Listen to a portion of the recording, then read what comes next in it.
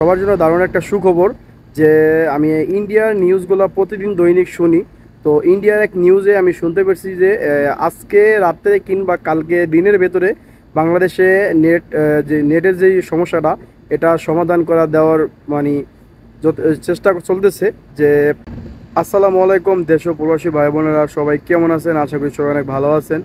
কিন্তু জানি সবার মনটা ভালো নাই প্রবাসী ভাই বোনেরা, কারণ বাংলাদেশে যখন এখন বর্তমানে যেই পরিস্থিতি, কারণ আমরা যেহেতু বাংলাদেশে আজকে 3-4 দিন যাবৎ আমাদের ফ্যামিলির সাথে কথা বলতে পারতেছি না। আমি জানি সবার মনের অবস্থা অনেকটাই খারাপ, বিশেষ করে প্রবাসী ভাই বোনেরা অনেকেই জানেন না যে তাদের ফ্যামিলির মানুষ কি অবস্থায় আছে বর্তমানে। যেহেতু বাংলাদেশে বর্তমানে পরিস্থিতি অনেকটাই খারাপ, যে আমাদের ভাই বোন মা বাবা কী অবস্থায় আছে বর্তমানে আমরা জানি না। তো অনেকটা কষ্ট লাগতেছে যে আজকে 3-4 দিন যাবৎ মা বাবার সাথে কথা বলতে পারতেছি না, ভাই বোনের সাথে কথা পারতেছি না। অনেকটা মনটা মানে খারাপ লাগতেছে। তারপরে কি করব, আমরা প্রবাসী, আমাদের সকল যে অবস্থায় থাকি না কেন আমাদের কষ্টটা কেউ দেখে না।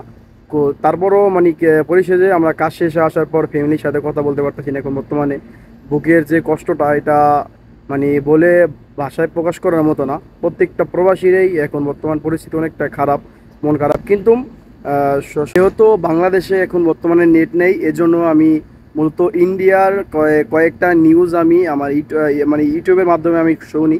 তো ইন্ডিয়ার এক নিউজে শুনতে পেলাম যে আজকে রাতের ভেতরে কিংবা কালকে দিনের ভেতরে বাংলাদেশে নেট চালু করে দেওয়ার যথেষ্ট মানে চেষ্টা চলতেছে। তো এই জন্য মূলত আলহামদুলিল্লাহ অনেকটা খুশি বোধ করলাম যে দীর্ঘ 4-5 দিন পর হলো বাবা মার সাথে ভাই বোনের সাথে কথা বলতে পারবো। কারণ প্রত্যেকটা প্রবাসী এখন বর্তমানে অনেকটা কষ্টের ভিতরে আছে। তবে কোটার যে সিস্টেমটা, এটার জন্য আমাদের ছাত্র যে ভাই বোনেরা সবার জন্য ভালো একটা সুসংবাদ, যেটা আর কি 93% কোটা দেওয়া হয়েছে মেধার জন্য। মানে যারা পড়ালেখা করে যারা ভালো রেজাল্ট করবে, মানে ভালো যাবে আর কি, তাদের জন্য সরকারি যে চাকরি কোটা যে আন্দোলন বাংলাদেশে এখন বর্তমানে বেশি চলতেছে আর কি। তো এটা ছাত্রদের পক্ষেই আছে আলহামদুলিল্লাহ। এজন্য অনেক মানে ভালো লাগতেছে যে শেষ পর্যন্ত তারা আলহামদুলিল্লাহ ছাত্রদেরই জয় হলো। কিন্তু কষ্টের বিষয় যেটা, যে অনেক মার বুক খালি হয়ে গেছে, অনেক ছাত্র ভাই বোনেরা মারা গেছে শুধু একটু ভুলের কারণে বাংলাদেশে। যে একটু ভুলের কারণে যে আজকে অনেক মা বাবার কুল খালি হয়ে গেছে। যারা মৃত্যুবরণ করেছে সবার জন্য দোয়া করবেন যেন সবাইকে মহান রব্বুল আলামিন জান্নাতুল ফেরদাউস নসিব করে। আর যারা এই মুহূর্তে হাসপাতালে ভর্তি আছে সবাই দোয়া করবেন, আমি নিজেও দোয়া করি তাদের জন্য, যে তারা যেন মহান রব্বুল আলামিন যেন তাদেরকে মানে তারা যেন সুস্থ হয়ে যায়, এই দোয়াটাই করি তাদের জন্য।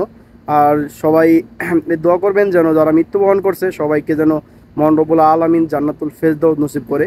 তো খুশি সংবাদ এইটাই আর কি আমি আপনাদের মাঝে চেষ্টা করলাম যে দেওয়ার জন্য। অনেকে হয়তো জানেন না যে বাংলাদেশের পরিস্থিতি এখন বর্তমানে কি, এবং যারা নিউজগুলো শুনতে চান যদি আমাকে কমেন্ট করেন আমি আপনাকে কিছু চ্যানেল সাজেস্ট করব ইন্ডিয়ার। তারা মূলত বর্তমানে বাংলাদেশের যে পরিস্থিতিগুলো এগুলা তাদের চ্যানেলে, ইউটিউব চ্যানেলে তারা তুলে ধরতেছে। তো এইগুলা আমি কয়েকদিন যাবৎ যেহেতু বাংলাদেশে নেট নাই এই জন্য আর কি দৈনিক আমি তাদের ভিডিওগুলো দেখি।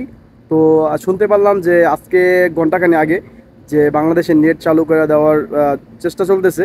তো এই জন্য মূলত আর কি ভিডিওটা তৈরি করা। আশা করি ভিডিওটা কেমন হয়েছে অবশ্যই কমেন্ট বক্সে কমেন্ট করে জানাবেন। যদি ভালো লাগে অবশ্যই শেয়ার করবেন আর অন্যদের জানাবেন যে আজকে কিংবা কালকে নেট দেওয়ার চেষ্টা চলতেছে আর কি। তো সবাই ভালো থাকবেন, সুস্থ থাকবেন। আসসালামু আলাইকুম।